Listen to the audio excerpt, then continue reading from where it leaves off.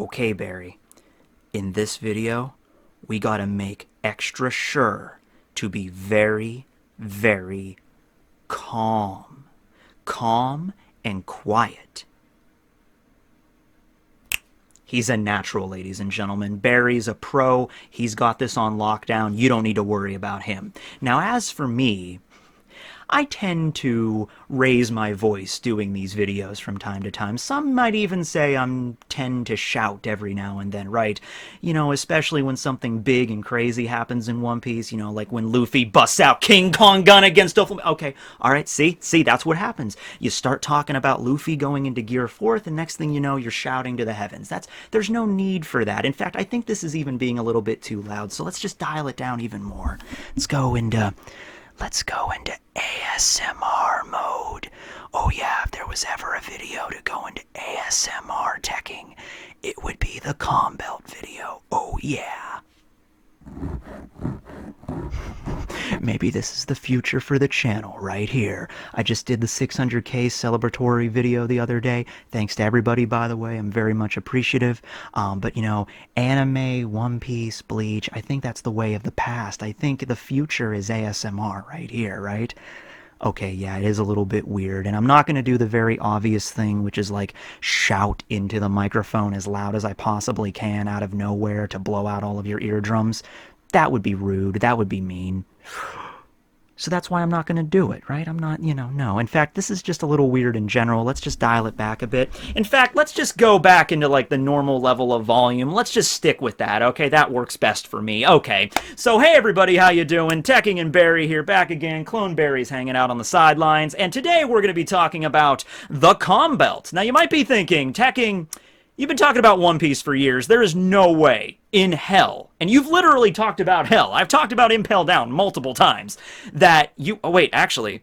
Should I just make a general video on if hell exists in One Piece? I probably could. Anyway, no, there's no way in hell you haven't talked about the Calm Belt yet, okay? Well, you're right and wrong about that. I've definitely talked about it. I made a video on Sea Kings. I talked about it there. I've definitely made a video on, like, the whole One Piece world. That was, like, one of the first big discussion videos I ever did. I talked about it there. And then I did Geography is Everything videos on Amazon Lily and Ruskina and Impel Down, which are all located in the Calm Belt. So it's been, like, you know, in the background for a lot of videos, but never a dedicated video for it. And in the live stream I did yesterday for my 600k, I had a comment from a fan named Juan who mentioned maybe it was the ancient weapon Poseidon, like the mermaid princess from the Void Century, the friend of Joy Boy, that maybe actually created the Calm Belt, okay? And I read that theory, and that was an interesting theory, but that also got me thinking, like, wait a second.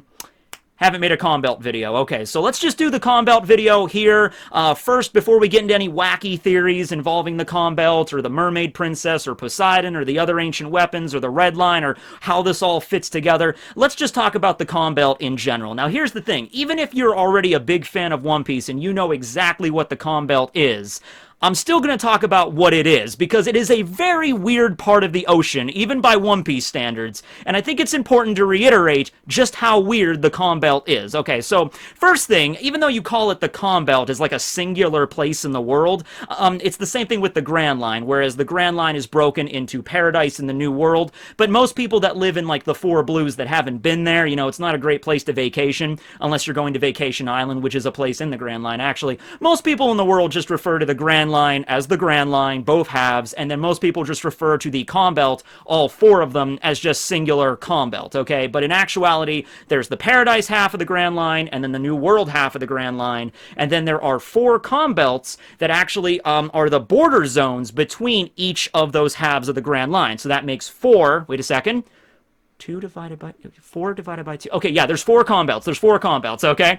And it basically works as the border zone for why people cannot just sail directly from whatever blue they're in directly into the Grand Line. In fact, I wouldn't be surprised if at the very beginning of this story, Oda kind of built it up like that. I mean, I'm sure Oda maybe has an idea for why the Calm Belt exists. I'm just saying, like, at the very beginning of One Piece, when he was mapping everything out on how his world was going to work, maybe he was just like, I gotta have some sort of barrier, on why, ships cannot just sail directly into the Grand Line. That'll make it way too easy, right? So that's why maybe he created the Calm Belt, right? It's kind of like in a video game, right? Where it's like you're walking on a path in the video game, and it's like, hey, if I'm looking at the map, all I gotta do is cross through this forest, and I'll be able to get to the next town, or I just have to cross a mountain and get to the next town, and you just can't. Like, invisible barrier, like, you can't pass through this mountain! It'd be like, why not? He's like, because you can't! I'm like, I want to try. It's too cold! Alright, I'll go buy some warm clothes. You can only buy warm clothes in the next town after you've reached level 55. Okay, sure, whatever. Can't just go buy some mountain climbing equipment. I just go! I'm like, alright, so it's a barrier, right? It's like, okay. And it's funny because nobody in the Straw Hats even mentioned this, I don't think, until right before they were about to go to Reverse Mountain. Like, right after they left Logtown, I think that was the first time, I think it was Zoro that mentioned, hey, Nami, why can't we just sail directly into the Grand Line? Now, of course, Nami is an expert navigator and cartographer, so she knew all about this already. She probably assumed it was just common knowledge through the world on why you can't just directly sail into the Grand Line. But at any rate, she explains on what the Calm Belt is to the rest of the crew. And I hesitate to call it an ocean current, because that's literally the opposite of what it is, okay? It's like a non-current, okay? The Calm Belt is a stretch of ocean that does not move. So there is no current. When a ship sails into it from any part of the sea, from the Grand Line into the Calm Belt, or one of the four blues into the Calm Belt, they're sailing along on the ocean current, and then all of a sudden, they just stop.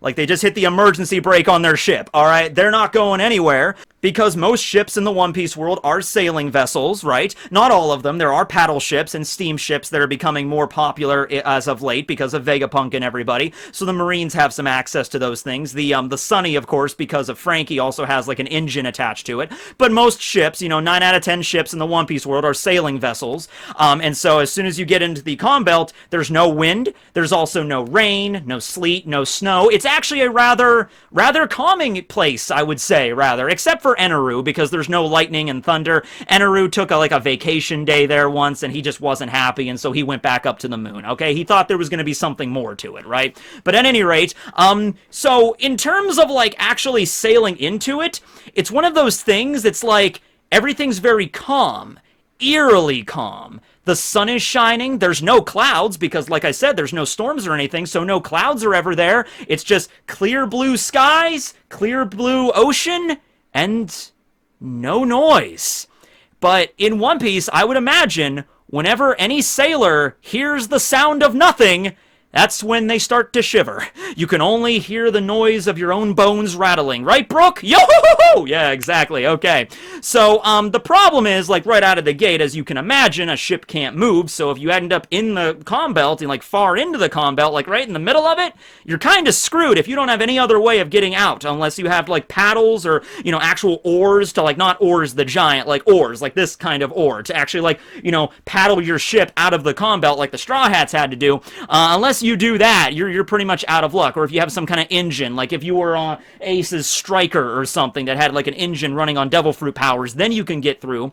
The Marines have vessels that are capable of that, and Mihawk was able to do it as well. Mihawk, in his little coffin boat, which I think is actually is the name of the boat itself, is just coffin boat or coffin ship, was able to sail from the Grand Line through the Calm Belt into the East Blue with no apparent paddles or anything like that. I'm pretty sure Mihawk just kind of stared at the Calm Belt, and that intimidated it enough to push his boat through. Or Mihawk could have used Haki to manipulate, I don't know, a Sea King to make him tow his boat or something like that. I just don't see Mihawk in the Grand Line and then approaching the Calm Belt and getting out and pushing his ship and then just, I mean, he could do it. He's Mihawk. He could just push his ship and just swim through the Calm Belt and then get back to the East Blue and okay, get up, dry all of his clothes with Haki, whoo, and then sail by the Baratier to be all cool with Don Krieg and everybody, fight Zoro and everything like that. Rayleigh swam right through the damn Calm Belt, so that's pretty impressive there. I mean, after all, Rayleigh, for 78 years old, he's pretty jacked, you know what I mean?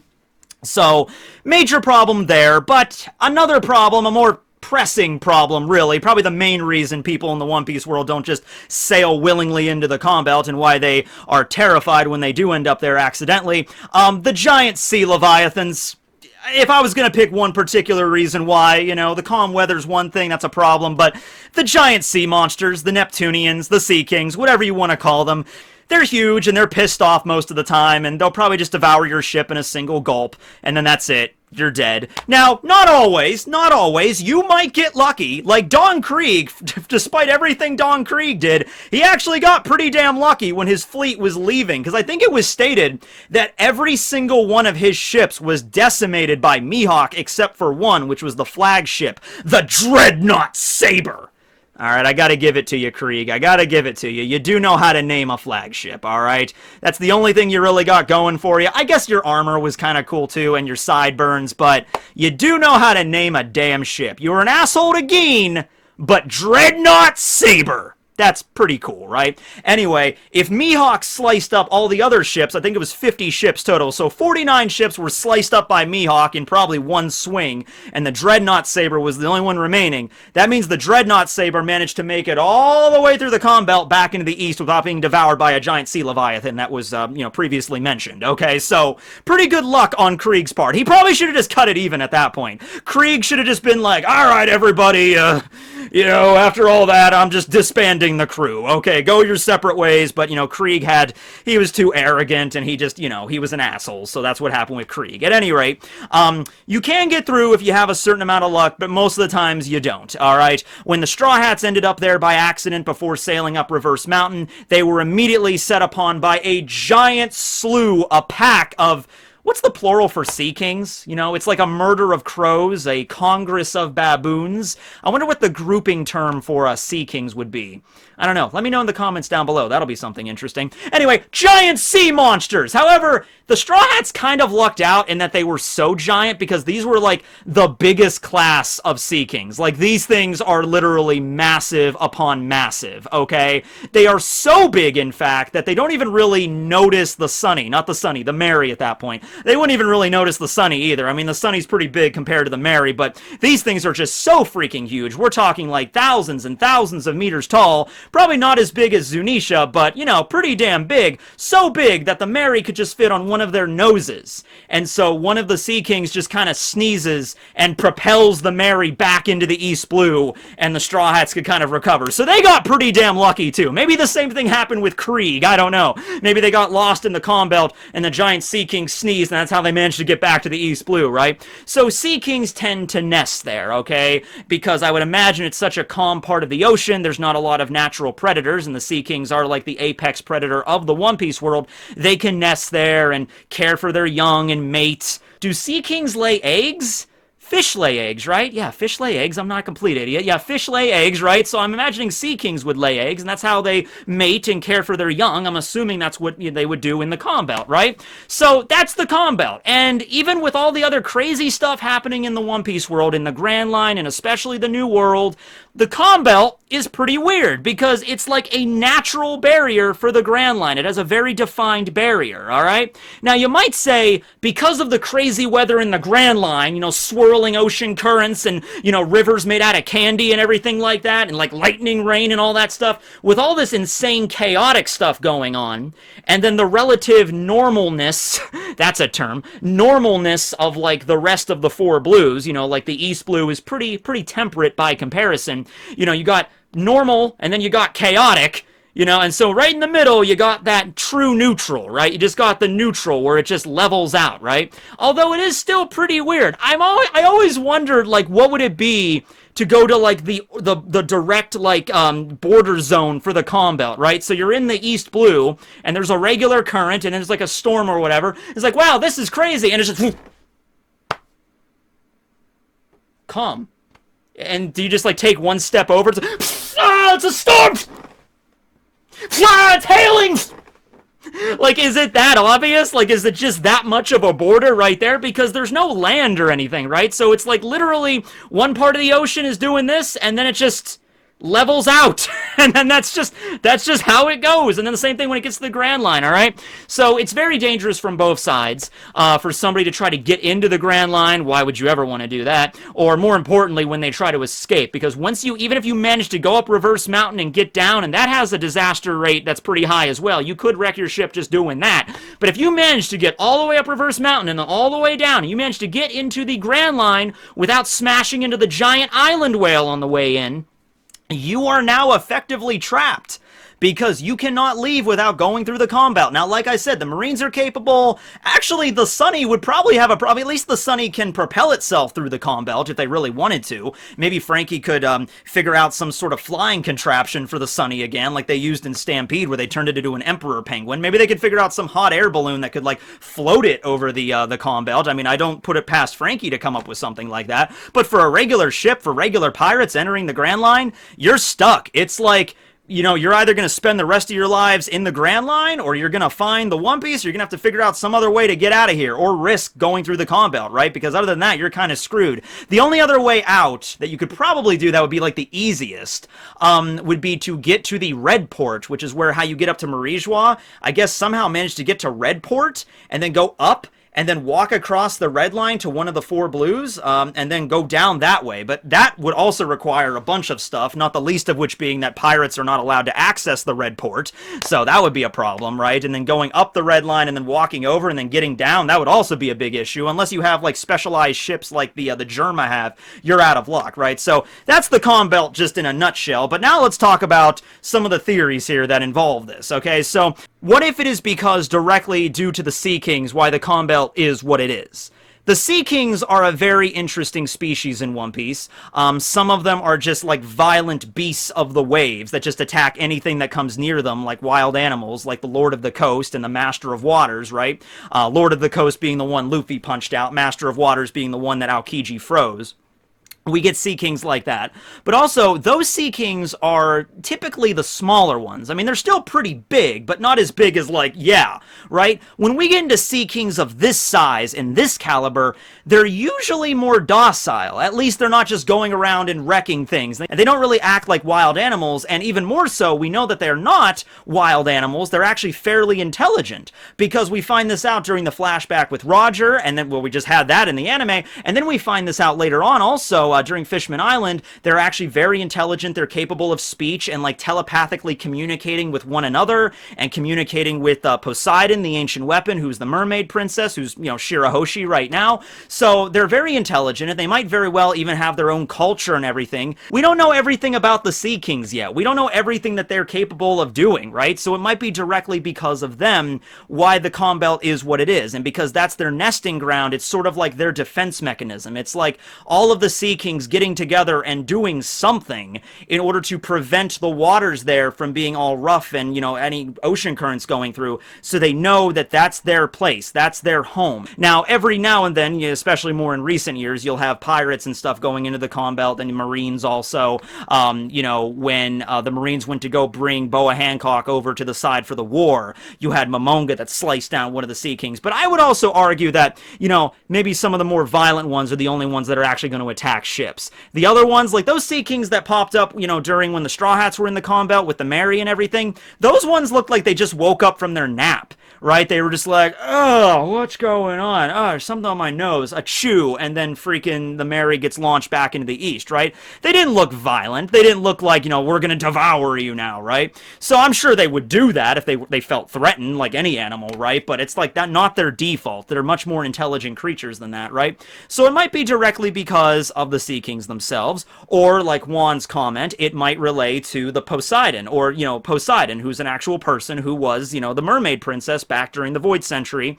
that knew Joy Boy. Possibly because Poseidon's ability is to control the power of the Sea Kings. Now, already, I don't need to explain to you why that would be, you know, warranted of an ancient weapon, right? Because you have the ability to control massive Sea Kings. Like, you can make an army of these things and you could rule the world, essentially, right? But let's say even beyond just the raw strength and power of the Sea King army, let's say if these Sea Kings really do have some ability, they literally are called Sea Kings.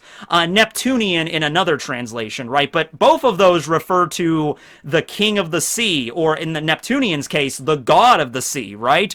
Meaning, these things might actually have control over the ocean currents. Like Sea Kings, we know they're telepathic. They also might be like hydrokinesis or something. I think that's one of Aquaman's powers or whatever, to like control water. Sea Kings might have the ability to do that. So it is terrifying that Shirahoshi can use, the power to summon the Sea Kings to make an army. And like, we'd have this army of Sea Kings like devouring ships if she commanded that. But more terrifying than that would be, what if Shirahoshi used them to activate their hydrokinesis abilities and turn the entire world into a calm belt? So if, like, Shirahoshi was like, I want you to make the whole ocean stand still, and the Sea Kings are like, yes, our princess, we can do that. And then they all send out these commands, and they use their combined abilities all over the world. It might be like the Den Den Mushi network, like they're just connected psychically all over the world. That's already has precedence. The snails can do it. Why not the giant sea leviathans? Why not? So they can communicate all over the world, and they're like, hey, the princess commands to stop everything. Stop everything. Stop everything. Okay. And then, like, the entire ocean all over the world, Grand Line, Four Blues, and the Calm Belt goes still. And so no boats can get anywhere unless they have the ability to, like, run under their own power or steam or something like that, right? So that would be a pretty devastating power. That would pretty much grind all trade to a halt, right? That would be very terrifying. Or, what's even more terrifying than that, Shirahoshi could be like, hey, Sea Kings, make the whole world storm and rage, tsunamis and typhoons. If the Sea Kings truly are kings of the sea and they have the ability to do that, why not, right? So that I think might be the true terrifying ability of Poseidon. I mean, the army of giant monsters that can devour islands whole, that was what we were going with here, and obviously that's terrifying, but being able to, like, stop the sea or make it constantly in, like, a rage, that's I think, worse. It's like Lake of Rage from Pokemon. It's like there's a red Gyarados everywhere. We're screwed, right? Okay. Now, beyond the Sea Kings, let's talk about another way the Calm Belt could have come into existence. There is that theory that I'm a pretty big fan of the Red Line being an artificial construct. Okay, so the Red Line did not exist before the Void Century. The world government did something to create it, which also allowed them to raise their city of Marijois on top of the not top of the Grand Line, top of the Red Line, to rule over the whole world, and it couldn't get accessed, it couldn't be, overthrown, or couldn't be invaded because it's so high up on the Red Line, and geography is everything. So they did that, and it also effectively split the world in half, and then the Grand Line split it in half again, so now it makes the world easier to conquer. The Red Line really does serve to just help out the world government in every facet of their organization, right? It's just, it divides the world, keeps everything kind of easy to handle, and it gives them a giant castle on top of it where no one else can access unless they approve, right? Or unless you're Fish or Tiger. Gotta do a video on Fish or Tiger too. Make that a note, Barry. I gotta do a video on Hell, and then I gotta do a video on Fish or Tiger. Okay. So, yeah, if the Red Line, though, is an artificial construct, it's possible that the Grand Line and the Calm Belts were also created due to that construct, right? If you create the Red Line, and maybe because that shifted around the ocean and messed everything up, boom, you now have the Grand Line, boom, you also have the Calm Belt as like the border zone in between the Blues and the Grand Line, right? Now, I have absolutely no idea how that works in terms of like plate tectonics or like ocean current, like meteorology.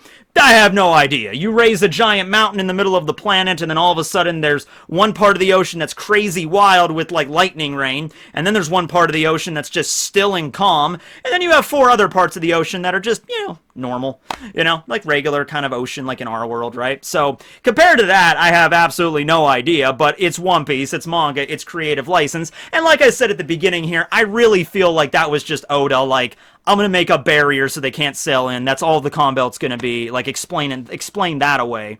And then maybe later on, Oda was like, okay, now I can maybe do something with this, okay? Because there are still islands in the Calm Belt. It's not like it's completely devoid of life. It's just that there's no ocean currents or weather patterns there. So, Amazon Lily, where the Kuja tribe lives, is in the middle of the Calm Belt, and they actually have to use those Yuta, which are giant poisonous sea snakes, in order to get in and out. And it's, of course, also a natural fortress from the Marines and other pirates, although the Marines' ships have been upgraded by Vegapunk, so, they can get in there. And they also have sea prism lining it so that the Sea Kings, can't really see their ships. Although I should stress, it's very important to mention, just because the Marines are capable of crossing the Calm Belt with their ships, it's still very dangerous. It's not a thing that they just do whenever, okay? Because if they keep their ship docked for too long, Sea Kings are not stupid. They can still notice that there's a ship there. It's just they don't see it right away, like in their peripheral vision. But if they stay there for too long, the Sea Kings can still notice them. Also, if the Sea Kings, pop their head out of the water and just look, oh shit, there's a boat right there. So yeah, it's still very dangerous. They don't do it half-heartedly, right? They don't just do it whenever. But in this case, when Momonga was being sent to bring, Boa Hancock into the war, that was an important mission. So he did have to sail into the Grand Line. And they did end up getting attacked by Sea Kings, to which Momonga had to kill one, right? So that's Amazon Lily. Impel Down is an artificial construct, not really an island, made by Fishman and merfolk slavery, most likely, by the world government during the Void Century to make the biggest prison in the world, okay? So it's literally built on the ocean floor and just barely peeks out at the top of the Calm Belt. The Calm Belt kind of serving as the single best defensive tool that the Impel Down has to offer, because even if you manage to get all the way out, you're now surrounded by calm ocean in any direction. There's no boat that you can use to escape. I mean, I guess you could try to swim, but you're probably going to get eaten before you even get close to, before you even see the gates of justice, you're going to get devoured than the gates of justice themselves. So you're kind of screwed in that regard. Unless you're Jinbei and unless you have a giant door. Which in that case they did, so they managed to all escape. They managed to get away, so it was all good there. And then finally you have Ruskaina, which is the island that Luffy and Rayleigh trained on for 2 years, which really, honestly, if you wanted to get away in the One Piece world, if you wanted to escape the eye of the world government and the Marines and make sure to go somewhere for 2 years to train without anyone bothering you, the Calm Belt would be a perfect place to go. And Ruskaina is an abandoned island there that's called the 48 Season Island. I wanted to bring that up because that's really interesting, right? You have all the islands in the Grand Line, right, that are all different magnetically charged, and they also all have their own weather patterns, like winter islands, summer islands, fall islands, spring islands, but that's the Grand Line. The rest of the world, like the Four Blues, have just regular islands depending on the region of the planet. Further to the north, it gets colder. Further to the equator, it gets warmer, right? But Ruskaina is neither in one of the Four Blues or in the Grand Line, yet it still has a very unique weather pattern, but it's not the same weather pattern as in the Grand Line. It's a 48 season island. This might not even be the only one of its kind. There might be other islands like Ruskaina all throughout the Calm Belt, right? Amazon Lily wasn't. It's always nice weather there, like in the summer, but I'm just saying, Ruskaina, it could be more of them out there. But yeah, also it was stated there was a civilization that attempted to thrive on Ruskaina. They just didn't get very far because of how brutal the island was. Now that was more for the island of Ruskaina itself and all the animals that live there, not so much because of the Calm Belt, but the Calm Belt definitely doesn't help, okay? If you get stranded somewhere, you're kind of out of luck right there. So yeah, what do you think the reason is? It's because just the Sea King's nest there, they are able to stop the flow of the current, or it was directly because of an order that Poseidon made back during the Void Century, one of her last orders as Poseidon before she died was, make sure to, create barriers into the Grand Line for some reason, or is it because the Red Line, if it is artificial, it messed with the plate tectonics and the currents of the world, and it created the Calm Belt? I feel like this is one of the things that Oda is probably going to reveal when we find out more about, because I think all of this stuff, why is the Red Line what it is? Why is the Grand Line there? Why is the Calm Belt a thing? I really feel like in the grand picture here, this is going to have a story that's going to be explained. It's not going to be oh yeah, the Red Line was always there ever since the planet was formed, and that's all there is to it. I mean, Reverse Mountain and the way the Grand Line's laid out with the Calm Belt, it seems too perfect. Honestly, it seems like if you lived in the One Piece world, right? If you lived in the One Piece world, you had no idea what the One Piece manga was in our world. If you lived in the One Piece world, and this was your world map, all right? If you look at this, it's basically asking you to do a challenge. This is like a main quest in a video game right there. Enter through Reverse Mountain, make it through the first half, and then go through the second half, right? Now, of course, we all know as One Piece fans, yes, it is a challenge. It's basically a test. It's a quest for Luffy and the Straw Hats and all the pirates in the world, all right, to conquer it, just like Roger conquered it. But what must the people of the One Piece world actually think, right? It's well, here's a very clear start point, and then here's a very clear end point. It would be like if in our world, imagine that there was a river, and the river only flowed one direction at a crazy high speed. So no matter what you do, you can't go in the opposite direction, and there's only one point that you can actually access the river from. And at the end of the river was a giant mountain, which the river goes up, and at the top of the mountain, there was a bunch of, like, smoke and, like, fog, and we can't see through it with satellites or anything. Like, that's just asking for somebody to build a really strong boat and sail to the top of that mountain to see what's up, right? I mean, that's just asking for an adventure, right? Okay, it'd be kind of like that in One Piece. But anyway, thanks for watching, everybody. This was my video on the Calm Belt. And let me know below what a group of Sea Kings would be called. A pack of Sea Kings? A grouping of Sea Kings? A guppy of Sea Kings? I have no idea. But anyway, let me know. Thanks for watching. Tekking, signing out. Thanks again for the 600K, everybody. Yeah!